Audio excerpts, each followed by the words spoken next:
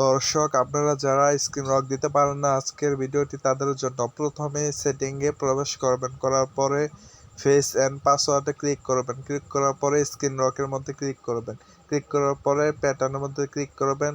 আপনার ইচ্ছা মতো যে লকটি পছন্দ করেন ওই লকটি ক্লিক করবেন।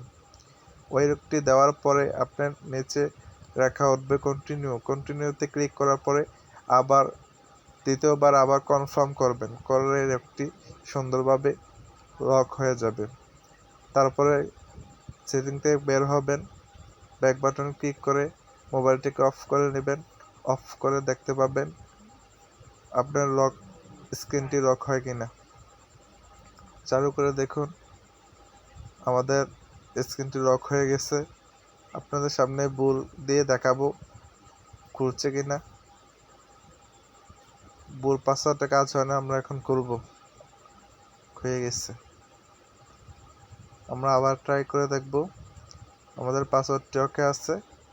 আমরা এভাবে প্রত্যেককে মোবাইল পাসওয়ার্ড সেট করব এবং মন চাইলে পাসওয়ার্ড নন করে দিতে পারবো।